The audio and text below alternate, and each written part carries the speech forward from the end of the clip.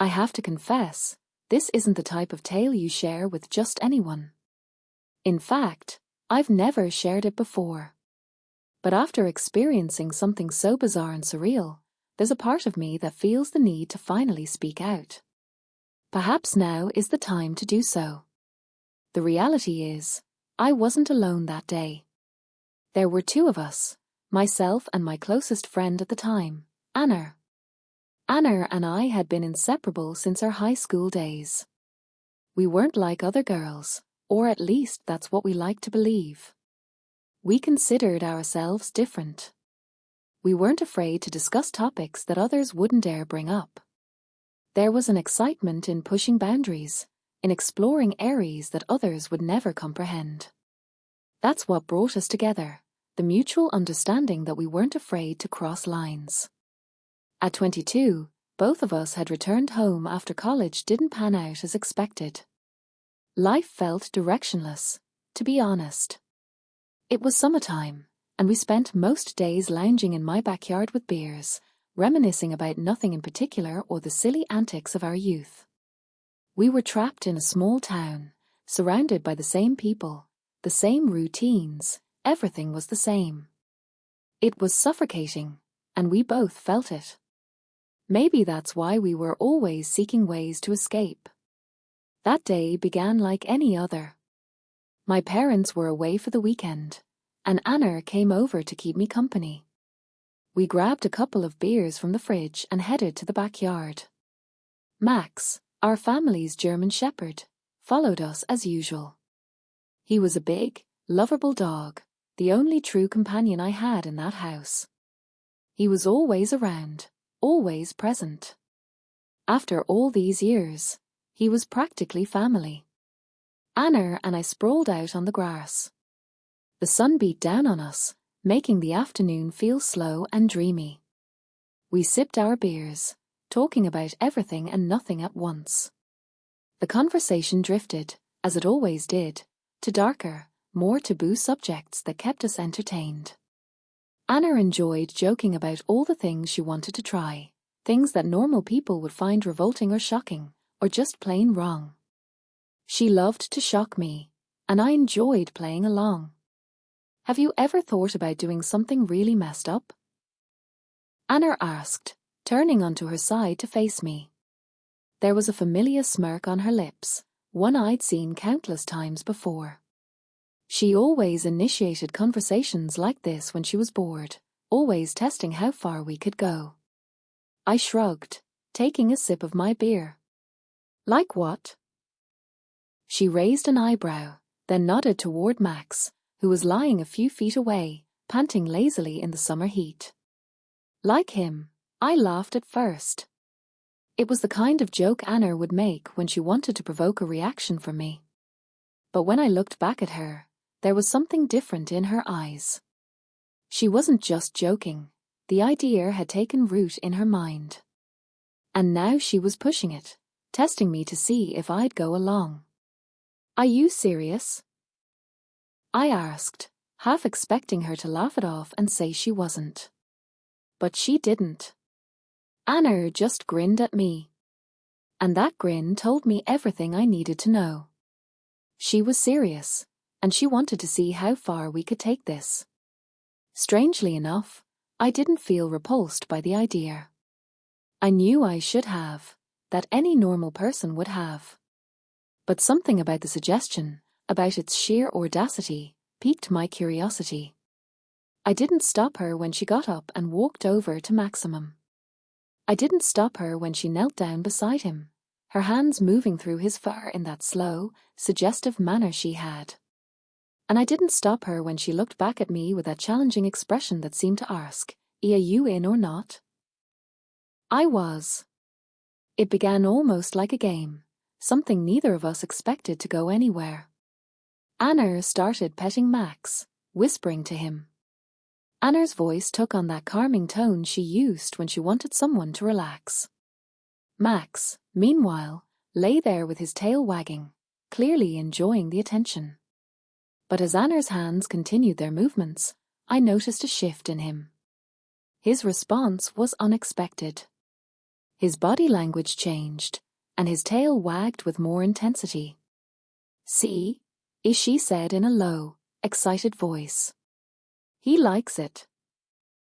A knot of tension formed in my stomach, a strange mix of excitement and apprehension.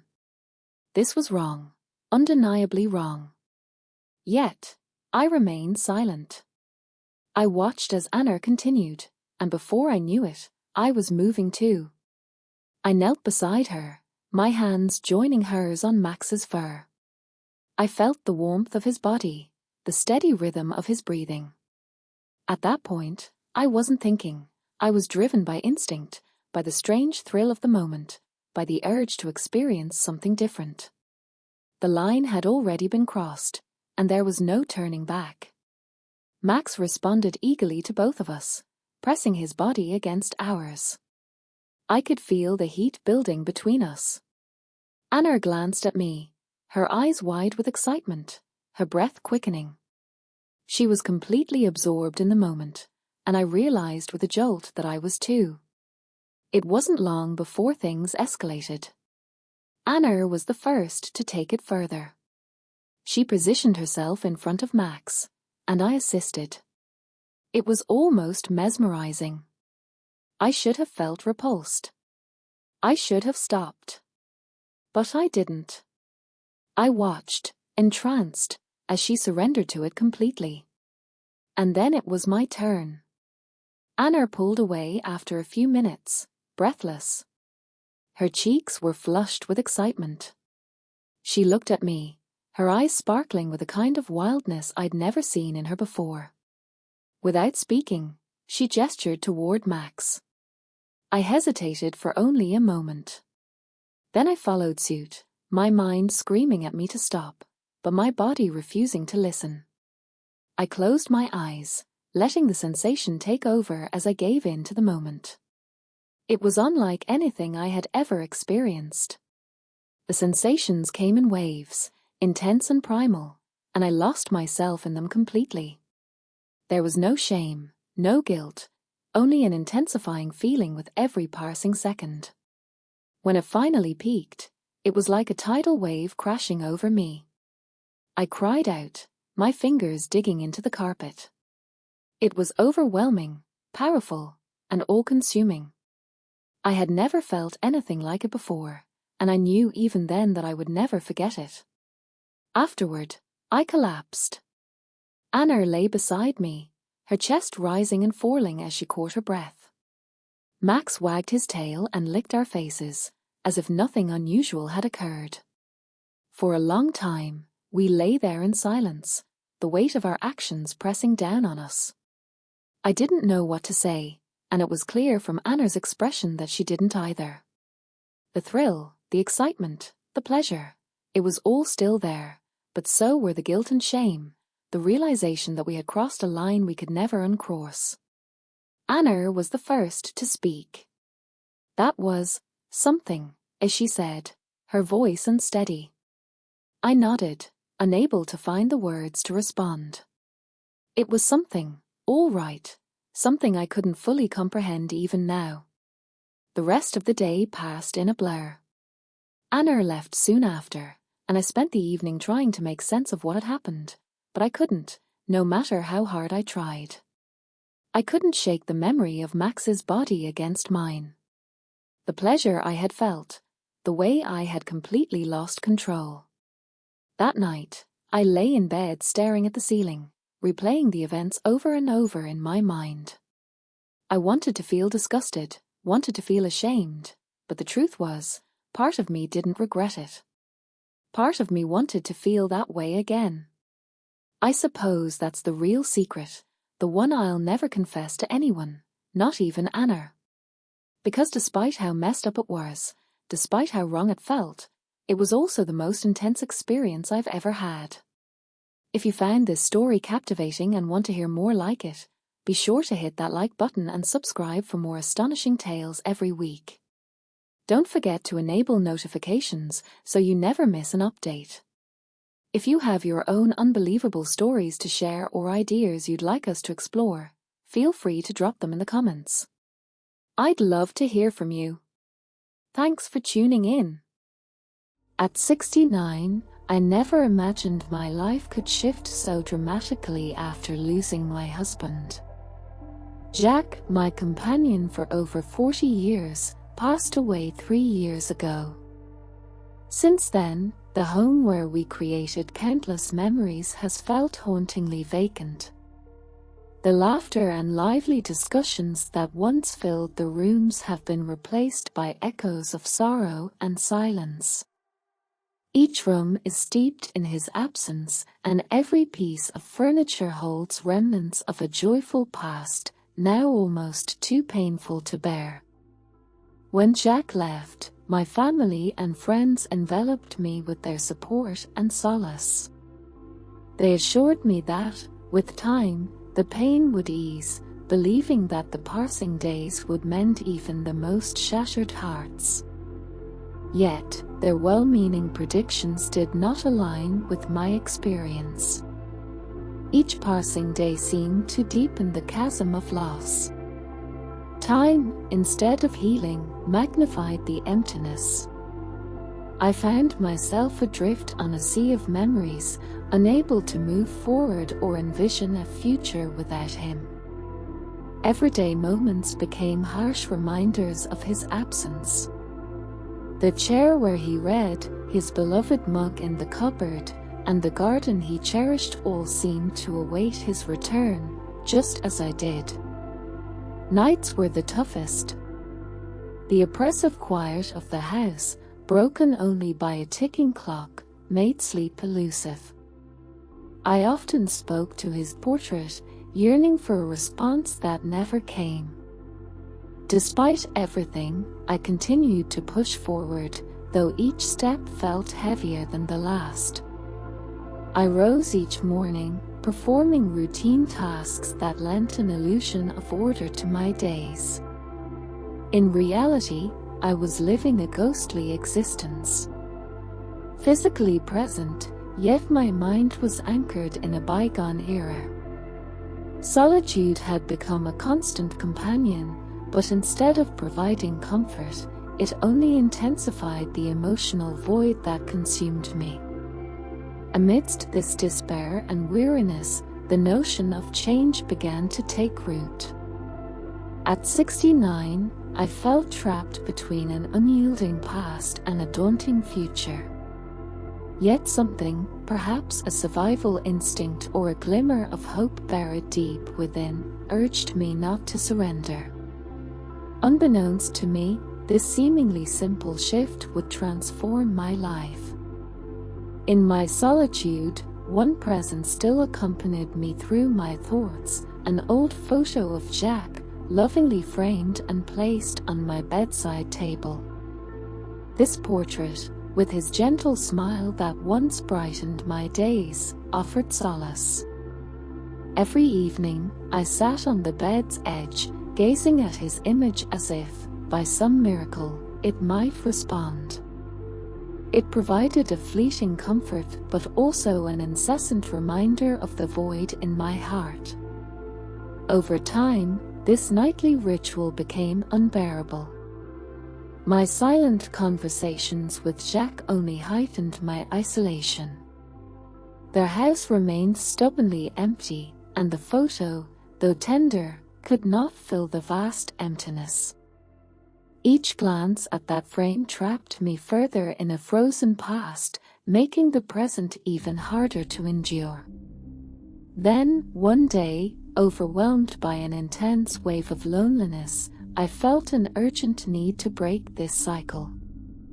I could not continue living ensnared by memories and regrets. It wasn't a sudden epiphany, but a gradual realization born of sleepless nights and monotonous days. I needed to change something, however small, to breathe new life into my existence. The idea that surfaced seemed trivial at first but struck me with surprising clarity. Why not invite animals into my home? This was an option I had never previously considered. Jack and I had always admired animals, though we never shared our home with any. Our hectic lives had left little room for pets, and we chose instead to travel and see the world. But now, with a different life path ahead, the thought of welcoming animals into my home seemed promising. Opening my doors to pets felt like a way to fill part of the emptiness that had settled in my heart. I wasn't sure what to expect, but the hope that this choice might rekindle a spark in my life gave me the courage to proceed. It was a modest step, yet profoundly significant for me. This decision symbolized an embrace of a new future, one where I wouldn't be entirely alone. Without delay, I began exploring local animal shelters. Each picture of a cat or dog up for adoption made my heart race a little faster. In those innocent, sincere eyes, I hoped to find a source of solace. That day, a door I believed was shut forever creaked open slightly, allowing a flicker of hope to enter. Thus, I welcomed two unexpected companions into my life. Tom, a spirited orange cat, and Jerry, a Labrador with eyes brimming with kindness and loyalty. During my shelter visit, their presence immediately caught my attention. Tom, nestled in a corner of his cage, watched visitors with quiet curiosity. Meanwhile, Jerry stood with a graceful stance, gently wagging his tail as if to comfort those around him. Despite their differences, a unique harmony seemed to connect them. Bringing them home, the first day was filled with cautious exploration. Tom investigated every corner with the precision of a detective, while Jerry followed me closely, attentive to my every move. Their presence, though subtle at first, instantly altered the house's atmosphere. The oppressive silence I had grown accustomed to was replaced by soothing, comforting sounds. The gentle click of Jerry's paws on the floor and Tom's soft purrs as he settled on the couch filled the space. Initially, they simply shared my space without much interaction. But gradually, things began to shift. Tom, with his playful nature, started approaching me more often, sometimes curling up in my lap for attention. His calming purrs seemed to resonate with my troubled thoughts, as if he understood my struggles. Jerry, on the other hand, had an almost human-like way of looking at me. His deep, kind gaze made me feel understood in a way few others could. These two companions seemed to be in tune with my soul. On particularly challenging days, when tears streamed down my face, they were always there. Tom, with his soft fur and graceful demeanor, would nestle beside me, offering comfort through his presence. Jerry would gently lay his head on my knees, watching me with endless patience. Their presence during my moments of sorrow was almost therapeutic. With them, I felt seen, heard, and most importantly, understood. Although they couldn't speak, their silent communication had a depth I couldn't ignore. They became more than just pets, they were my confidants, my allies in the fight against loneliness. Every gesture seemed intentional, as if their purpose was to bring vibrancy back into my life. Through their eyes, I began to perceive the world anew. They taught me to live in the present, to savor small joys, and most importantly, to never feel alone again. Their unconditional love was a balm for my aching heart, a beacon of light in the darkness that had enveloped me since Jack passed. Every morning, a new routine unfolded thanks to my two companions. Jerry, ever faithful and full of energy, joined me on my morning walks to the park. The moment I reached for his leash, he would bounce with excitement, eager for our daily adventure. These simple yet cherished moments evolved into a steadfast ritual. With Jerry beside me, he walked with pride, his curiosity about the world never waning. Occasionally, he'd pause to sniff a flower, listen to a bird's song, or greet a passerby. Our bond, forged through the leash in my hand and his paws on the path, was a true exchange, a silent conversation between two souls seeking solace. Meanwhile, Tom, the more domesticated of the pair, preferred to stay home. His favorite perch was the living room windowsill, a perfect vantage point for observing the birds flitting about the garden. His intense gaze tracked their every move, and sometimes he'd emit a soft meow, perhaps expressing excitement or a desire to join their aerial ballet. This spectacle was a shared delight, a tranquil distraction that brought joy to both of us. Over time, these routines, though simple, became the cornerstones of my daily life. Strolls with Jerry reconnected me with the outside world, nature, and people. I began to recognize familiar faces at the park, joggers, walkers, and fellow dog owners.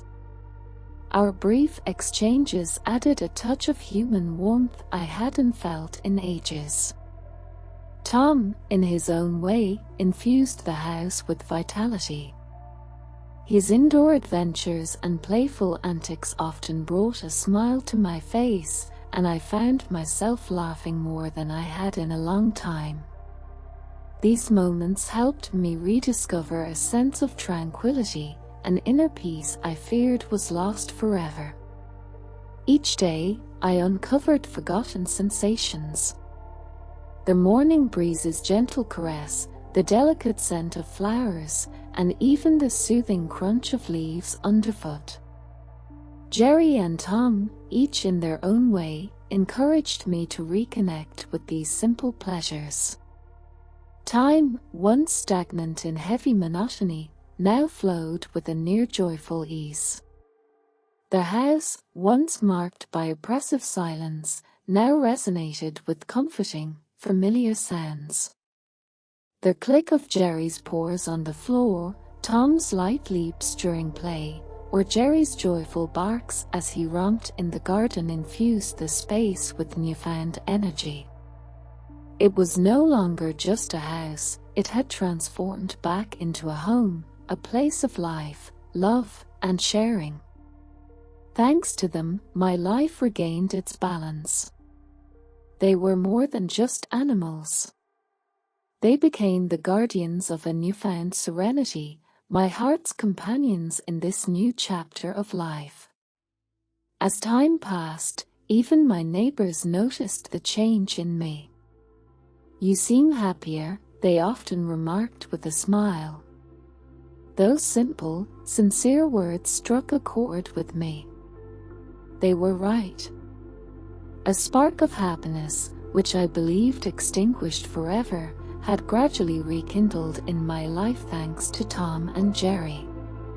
These two companions weren't merely by my side. They became the catalyst for a profound transformation. Tom, with his mischief and independence, infused the house with vibrancy. His antics, whether knocking over a cushion in a playful burst or meowing with regal insistence for his meal, captured my attention. His presence reminded me that even in solitude, a simple interaction could brighten a day. Jerry, in contrast, provided a steady presence with his calm and unwavering loyalty. Ever ready to listen, he shared in my moments of joy and sorrow.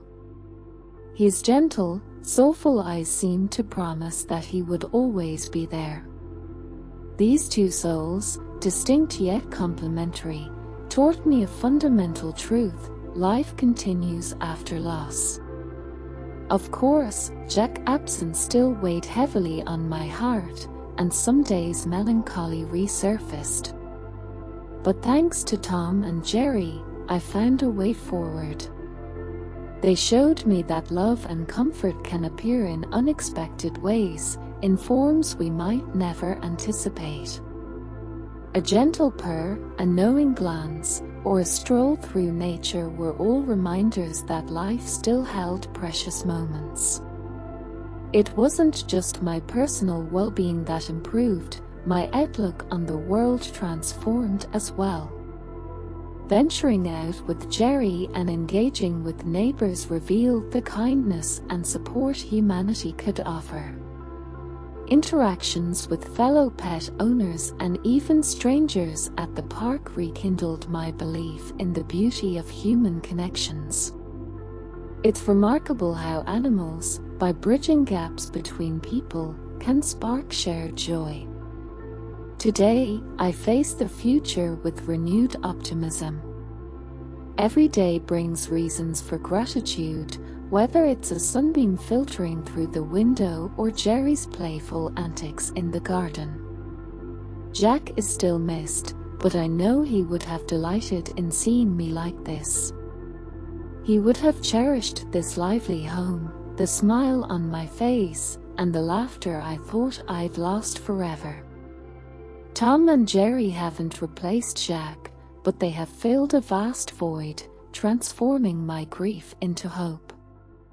They've given me an invaluable gift, the rediscovery of happiness, step by step.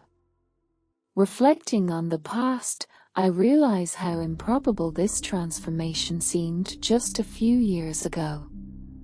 At 69, after Jack passing, I believed my life was trapped in a cycle of solitude and memories. Every item in the house seemed to echo his absence. Each day was a silent battle against the heavy emptiness. Yet, against all odds, a new chapter unfolded, thanks to two souls as unexpected as they were vital, Tom and Jerry. These companions are more than just animals. They symbolize resilience, adaptation, and renewal. Their presence taught me that rebuilding is always possible, no matter how deep the wounds or how dark the past. Their unconditional love and companionship not only comforted me but also restored my confidence in the future.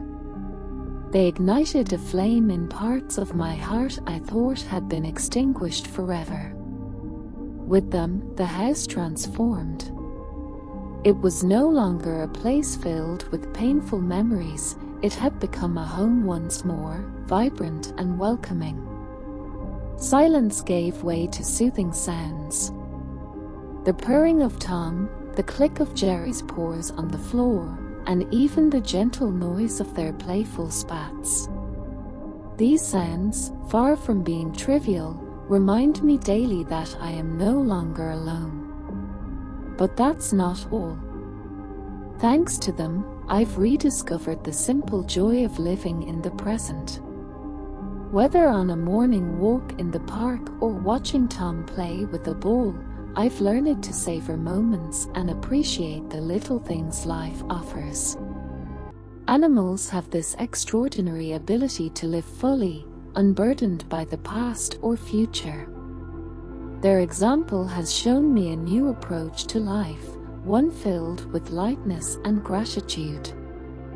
I often think of Jack during these moments of newfound happiness. He was a loving man, and I'm certain he would have been overjoyed to see this house brimming with laughter and life. Sometimes I sense his presence, like a comforting whisper, urging me to continue on this path. It's not that he has been replaced, that would be impossible, but his absence has been softened by the warmth and love Tom and Jerry bring. Today, I view the future with renewed clarity. The years I have left are a gift, and I intend to live them to the fullest. It's not a dramatic rebirth, but a series of small daily victories, a journey taken one step at a time. To those facing similar challenges, I would say, never underestimate the power of simple things or the impact love, even from an animal, can have on a life.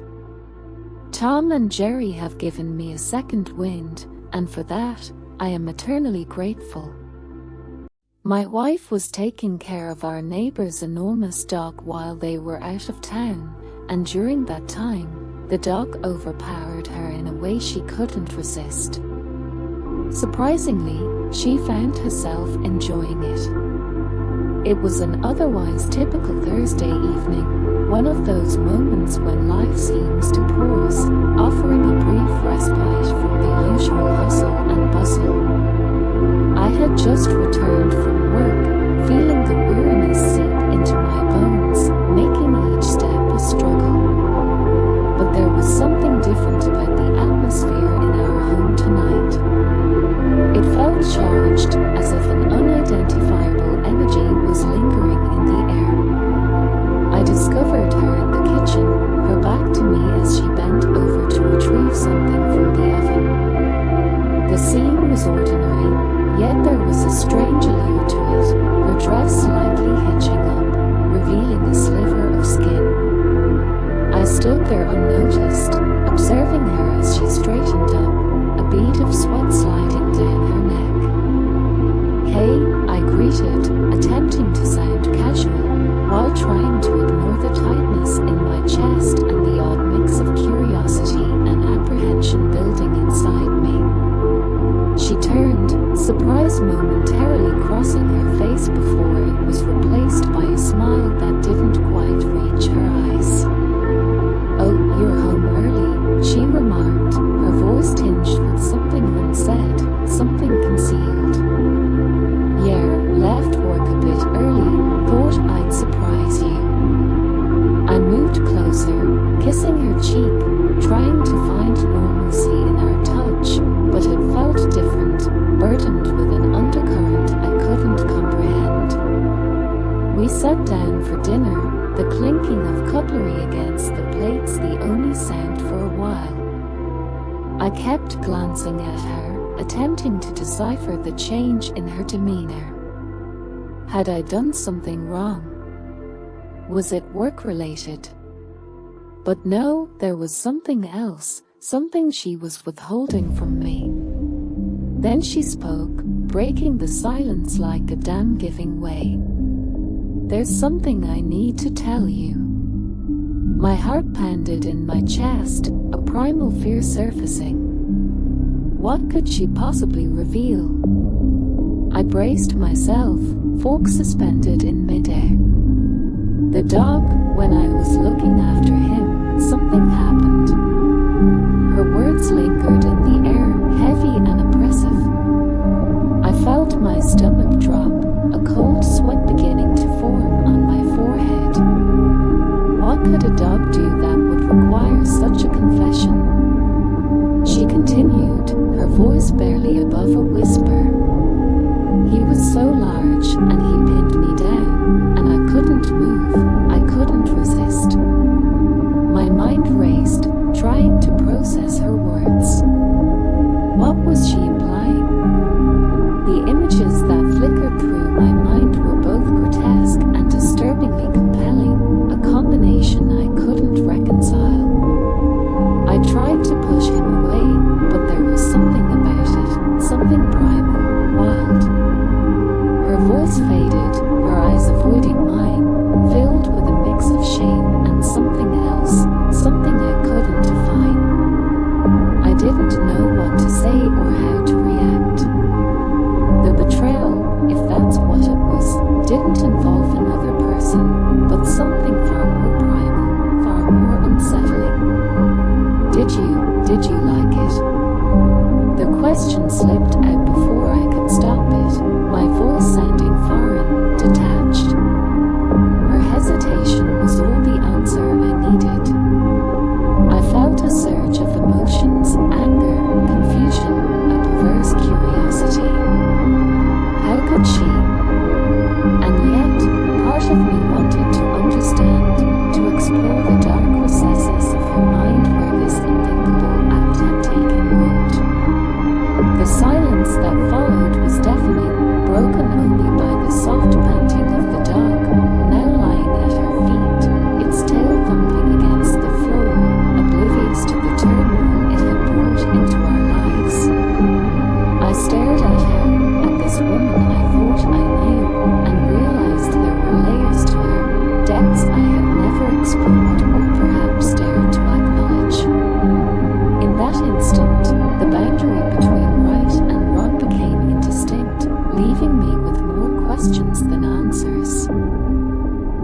this mean for us? Could I ever view her the same way again? More unsettlingly, why did a part of me find this revelation oddly intriguing? The evening stretched into night, the tension mounting, each tick of the clock echoing the pulse of my heart, the rhythm of a life coming undone. As darkness deepened outside, I felt an abyss opening within, each second dragging with the weight of eternity. The familiar comforts of our home now seemed like the backdrop for a tragedy. I finally broke the silence, my voice a mere whisper, yet it carried the weight of countless unspoken accusations. How long has this been happening? Her eyes, once mirrors of love and laughter, now appeared clouded with guilt and something else. Defiance. She inhaled deeply, her chest rising in a way that, under different circumstances, would have stirred me. But now it only fueled my sense of betrayal. Since last month, she confessed, her voice barely above a whisper, yet each word cut through the air like a knife. It started when I was walking nights alone. There was this connection, a connection. With a dog, the absurdity would have been laughable if it wasn't so devastating. Here I was imagining her with another man, or even another woman. But a dog. My mind reeled, trying to grasp the implications. How? I managed to choke out, not wanting the details yet morbidly needing them, like picking at a scab. It was after the accident when I had to take him to the vet. He was so hurt, so vulnerable. And in those moments of care, something shifted. I started seeing him differently. The betrayal wasn't just in the act. It was in the revelation that this was not just about physicality. It was an emotional entanglement, or as close as one could get under these bizarre circumstances. I looked at Max, now dozing at her feet, blissfully unaware of the chaos he had helped create. His innocence rendered the whole scenario even more surreal. Did you ever think about us? About what this would do to us? My voice cracked, betraying the storm within. I did, she said, and there was that look again, a mix of sorrow and something darker. But sometimes we can't control what we feel, or whom we feel for. The room felt like it was closing in, the walls whispering secrets I was not meant to hear. Betrayal was always painted as an affair, a secret lover. But this was a twisted narrative I could never have anticipated. And Max? I couldn't even say his name without a twinge of bitterness. What about him now? Her gaze dropped to the dog and her face softened, a stark contrast to the tension between us. I'm not sure. It's complicated. Complicated. That word didn't even begin to cover it. My mind raced with scenarios, none of them comforting.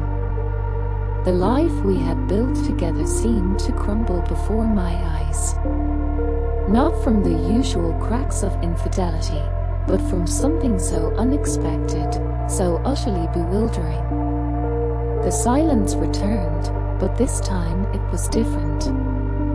It was not just the absence of sound, but the presence of an unspoken end.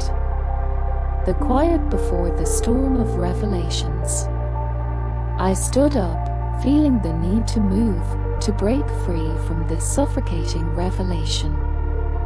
My steps felt heavy, each one a decision made, a boundary crossed. The room seemed to shrink as I paced, my thoughts a whirlwind of disbelief and pain. Will you stop this? I asked, hoping against hope for an answer that might salvage some part of our reality. She didn't answer immediately, and in that pause, my heart sank further.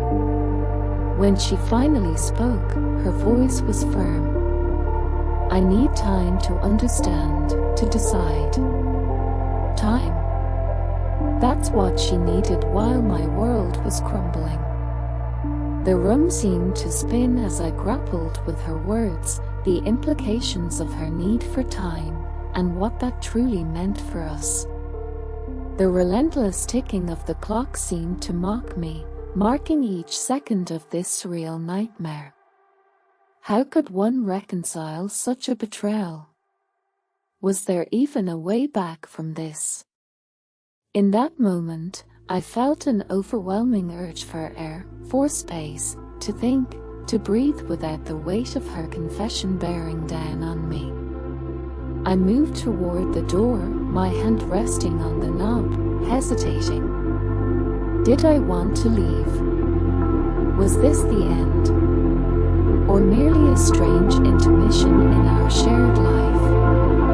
The door creaked open, and as I stepped out into the cool night, I left behind not just the warmth of our home, but the comfort of what I believed was our shared reality. The night was silent, save for the distant howl of a dog, a poignant reminder of the night's revelations echoing through the darkness, a call to an uncertain future. The cool air hid my face, a sharp contrast to the stifling atmosphere inside. As I walked down the street, my mind was a whirlwind of thoughts, each more chaotic than the last. Was it just time she needed, or was it time away from me? The dog's distant howl seemed to echo my inner turmoil, a lonely cry in the night that felt all too familiar. My feet carried me to the park, the place where we had shared so many lives, so many dreams. But now, every shadow seemed to hold a secret, every bench a silent witness to a love now questioned. I sat down on our favorite bench, the one we always claimed as ours. It felt different now, colder, as if the very wood resented my presence. I couldn't shake the image of her face when she told me, the guilt and sorrow in her eyes. What did that look mean? Was it regret for what she had done, or for what she was about to do? The betrayal was like a knife, slicing through the trust one had placed in her, in us. As I stared at the moon, its serene glow offered no comfort, only a stark reminder of the light that had left my life.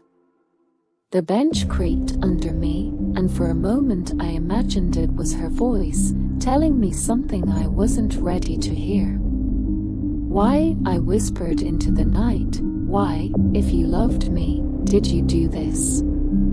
The silence was my only answer, and the howl of the dog once more, as if it too was searching for an answer, for a resolution to its own pain. The more I thought about it, the clearer it became. This wasn't just about time, it was about truth. Had she ever been truthful with me, or was our relationship built on a foundation of lies? The thought was unbearable, yet it was all I could think about. Each moment we had shared, every whispered promise, every laugh, now felt like a lie. The betrayal wasn't just her act of infidelity, it was the years of deceit that had led up to this moment. My heart raced with a mix of anger and sorrow. I wanted to confront her, to demand answers, but the fear of what I might hear held me back. What if she confirmed my worst fears? What if she said she never loved me? Could I handle that truth?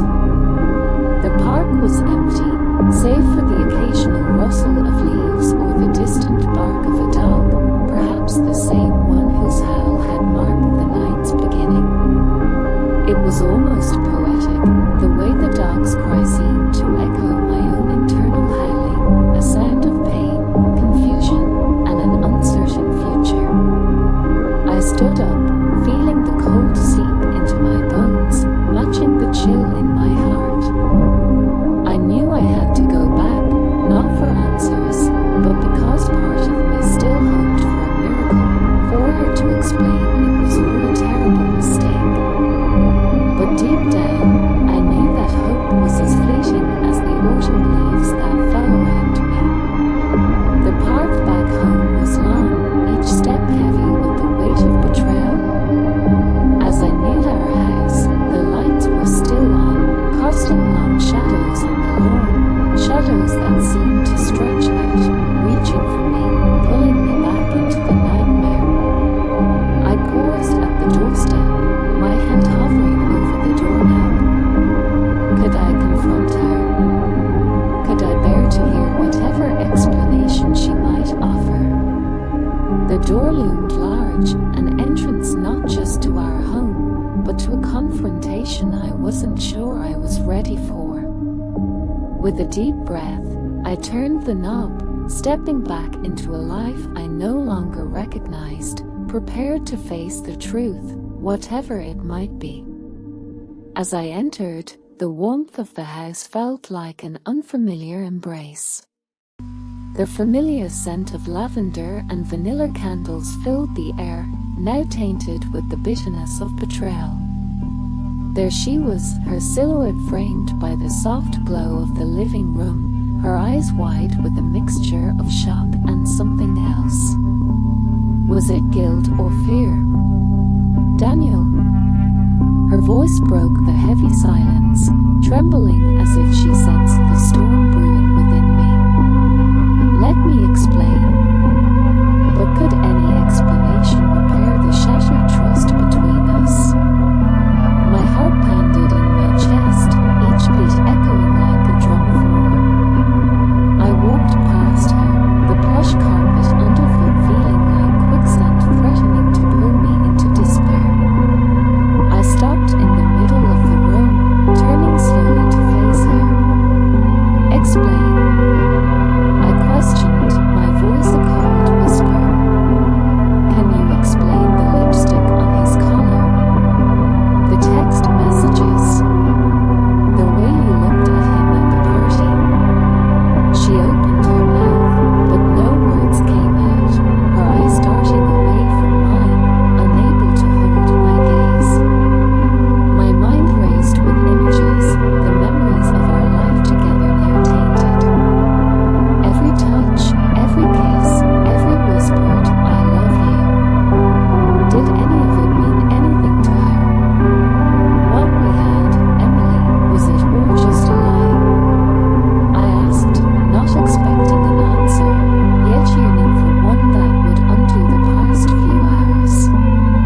The room felt like it was shrinking, the walls closing in, as if to force a confrontation, an exorcism of our demons. She took a step forward, her hand reaching out, but I stepped back, the distance between us now not just physical but vast, insurmountable. I didn't mean for it to happen, Daniel. She finally said, her voice barely a whisper, carrying the weight of 1,000 regrets. It was a moment of weakness. A moment of weakness. The words stung like a betrayal all over again. How long does it take for a moment to turn into weeks, into months? How much time did we lose to her weakness? I moved towards the window, looking out into the night, the darkness reflecting the turmoil inside me. And now? I asked. My back still turned to her, not wanting to see the expression that would surely accompany her next words. Her reply was soft, almost inaudible over the sound of my own heartbeat. In the end, the truth always surfaces, leaving us to face the consequences of our choices. In that moment, I realized that moving forward would require more than just words. It would demand a reckoning with the past and a decision about the future.